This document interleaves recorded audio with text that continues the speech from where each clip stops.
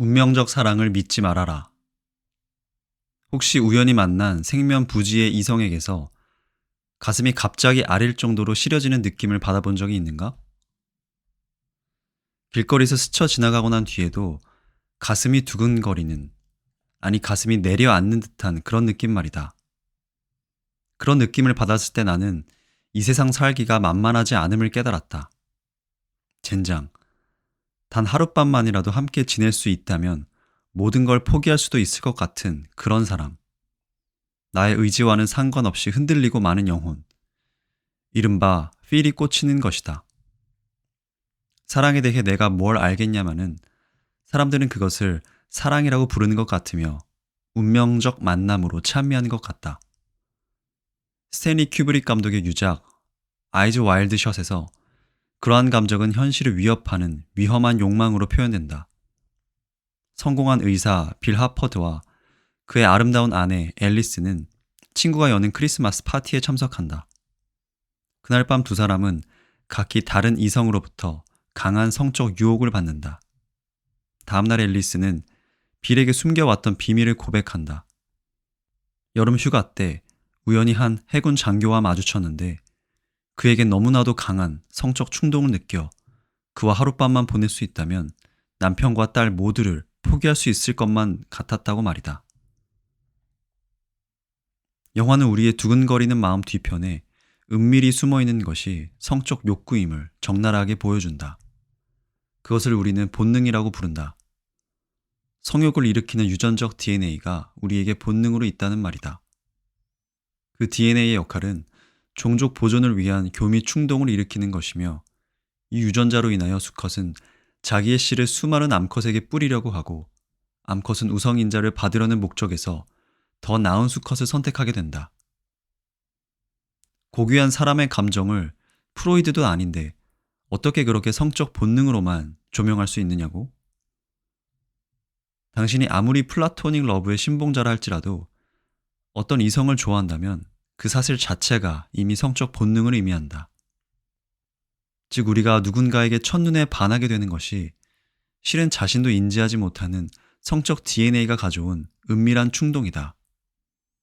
이른바 전기가 흐르는 듯한 짜릿한 운명적 만남이라는 것이 사실은 종족 보존 DNA가 요구하는 최적의 교미 상대를 만났을 뿐이라는 의미가 될 수도 있다는 말이다. 사랑이라는 무대 위에 오르게 되면 우리의 행동과 마음을 그렇게 성적 유전자가 지배한다는 사실을 부인하지 말라. 이것은 2000년 2월 미국 코넬대 인간행동연구소의 신디아 하잔 교수팀이 2년간 남녀 5,000명을 조사한 결과에 의해서도 입증된다. 연구팀은 가슴 뛰는 사랑은 18에서 30개월이면 사라지는 것으로 확인됐다고 밝혔다.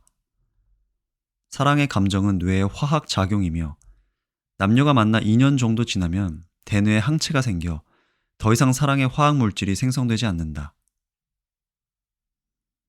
미시건대 로버트 프라이어 교수 역시 비슷한 주장을 하는데 사랑에 빠지면 분비되는 세로토닌 등은 상대의 결점을 인식하지 못하게 해 사람을 눈멀게 만들지만 유효기간은 2년 정도라고 했다. 성적 호기심이 일단 채워지면 더 이상 화학 물질이 처음처럼 분비되지 않으며 연인에 대한 뜨거운 감정이 실은 유전자가 분비시킨 화학 물질이 가져온 결과라는 말이다.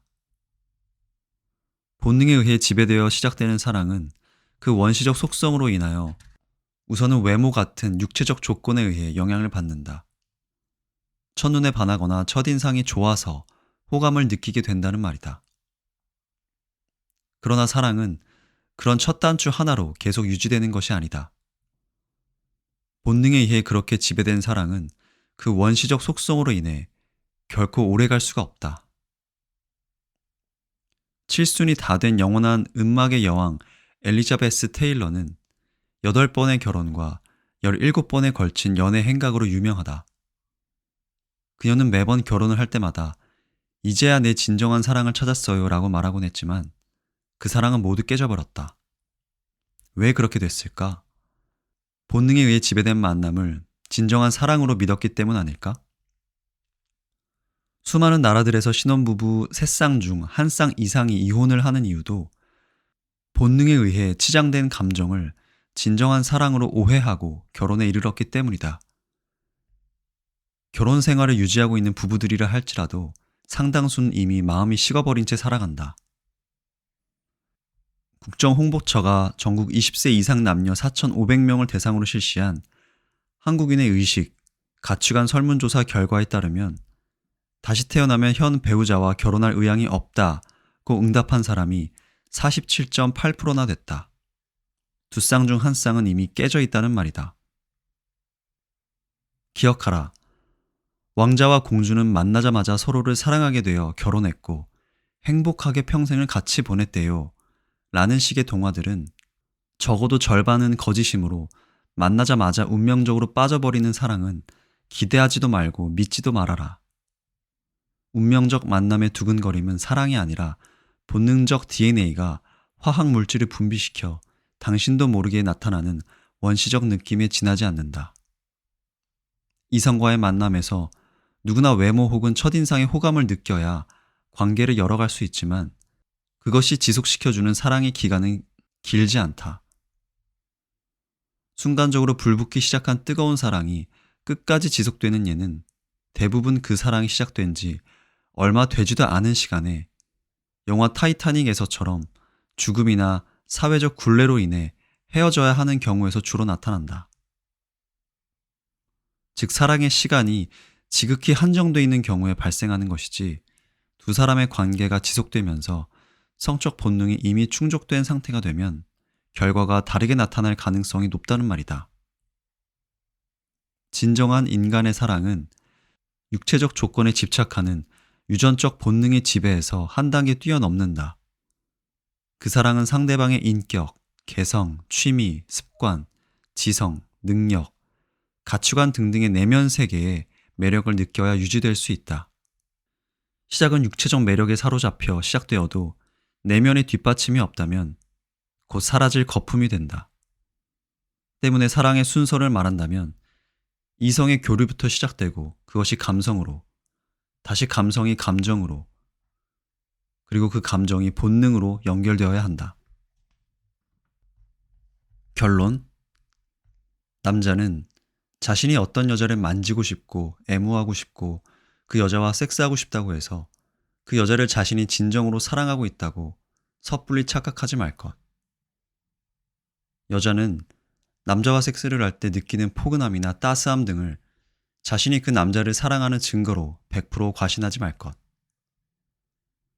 남자 여자 모두 육체적으로 상대에게 길들여져 있고 벗은 몸의 친밀도가 크다고 해서 두 사람의 사랑이 계속 지속될 것으로 오판하지 말 것. 만날 때마다 그저 스킨십 혹은 섹스에 탐닉하는 관계라면 당장 그만둘 것. 가장 중요한 것. 외롭다고 무작정 사람을 사귀지는 말 것.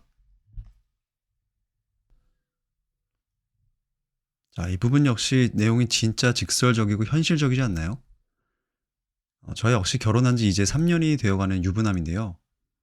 제가 결혼을 준비하는 친구 혹은 후배들한테 알려주는 배우자의 조건은 딱 3가지가 있어요. 제가 생각하는 배우자의 조건 3가지는 바로 연인, 친구, 마지막으로 전우입니다. 자, 먼저 연인은 한마디로 서로 본능적으로 끌려야 된다는 거예요. 이 세이노님의 표현대로라면 서로 섹스하고 싶은 마음이 드는가, 그냥 이거죠. 특히 남자들 다 똑같잖아요. 여자 볼 때 이뻐야 되는 거. 그거 한마디로 섹스하고 싶은 충동이 들 정도로 매력적이냐 하는 거죠. 사실 아무리 내면이 훌륭하더라도 기본적으로 이성적인 매력으로 끌리지 않으면 그것도 참 결혼 생활하기 쉽지 않은 일입니다. 이 결혼이란 게 기본적으로 남녀가 서로 만나서 같이 사는 거니까요. 두 번째는 친구입니다. 친구라는 거는 같이 시간을 보낼 때 재밌냐는 거죠. 또 대화가 잘 통하고요. 요새 나는 솔로다 프로그램 재밌게 보고 있는데 거기 보면 출연자들한테 이상형 물어보면 유머 코드 잘 맞는 사람이 좋다고 얘기하는 분들이 많더라고요. 여러분도 친구들 생각해보면 무조건 외모가 뛰어나거나 뭐 능력이 있고 매력적인 사람만 있는 건 아니잖아요.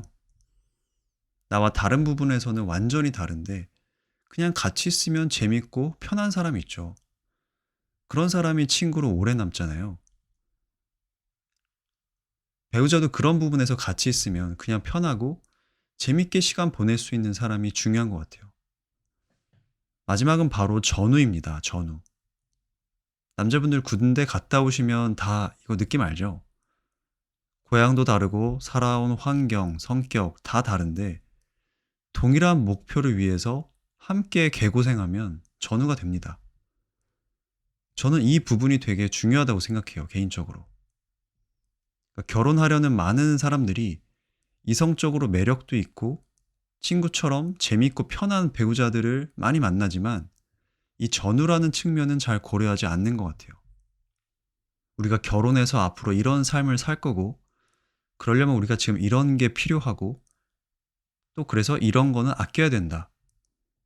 그러니까 되게 구체적이지는 않더라도 함께 가정의 미래의 그림을 그려볼 수 있어야 되거든요. 근데 이런 거를 많이 안 하시는 것 같아요. 특히 재테크 관점에서는 취업 후부터 아이를 낳는 출산 전까지가 이 종잣돈을 모을 수 있는 골든타임이잖아요. 근데 그런 거 없이 일단 각자 모은 돈으로 결혼하고 또 결혼 전 습관처럼 각자 맞벌이한 돈으로 계좌도 따로 쓰다가 아이가 생기고 나서야 그때부터 어떻게 해야 되지? 고민하는 부부들도 제가 봤거든요. 저는 아내랑 결혼하기 전부터 서로 얘기할 때 나는 50살 전에 50살이 되기 전에 경제적 자유를 이루는 거를 1차적 목표로 정했어요. 그래서 최대한 아이들이 성인이 되기 전까지 다양한 경험이나 추억을 많이 만들어주는 부모가 되자고요. 또 아이들이 대학 갈 때쯤 되면 뭐 저희도 제2의 직업이나 뭐 도전을 해볼 수도 있고요. 아예 다른 나라를 가서 살아볼 수도 있고요. 그러니까 평생 돈돈거리면서 살기는 싫어가지고 진짜 짧고 굵게 50살 전 되기 전에 끝내자. 이게 지금 저의 목표입니다. 그래서 남들보다 외식이나 여행 같은 거를 자주 못하고 시간도 지금 대부분 일하는 거에 쏟고 있지만 아내도 그렇게 별로 불평하지 않아요. 둘이 꿈꾸는 미래를 이루려면 지금 그렇게 해야 되니까요. 참고로 제가 꿈꾸는 경제적 자유의 목표치는 제 시간을 써야 되는 노동이 아니라 오로지 자본소득만으로 한국 중위소득만큼을 버는 겁니다. 얼마 전에 통계청 가보니까 2022년 기준으로 4인 가족 중위소득이 한 500만 원 조금 넘더라고요. 한 10년 뒤에는 아마 한 600에서 700만 원 사이쯤 되겠죠. 아무것도 안 해도 그 정도 돈이 매달 나온다면 저는 충분히 스스로를 부자라고 생각할 것 같아요. 아직 결혼하지 않으셨거나 혹은 결혼을 앞두고 있는 자녀가 있는 부모님들이 들으시고 이 내용에 공감이 가신다면 좋아요, 구독 부탁드리고요. 구정 연휴 가족들과 즐겁게 보내시고요. 새해 복 많이 받으시길 바랍니다. 또 무엇보다 건강이 가장 중요하니까요. 몸과 마음 모두 건강한 연휴 되시길 바라겠습니다.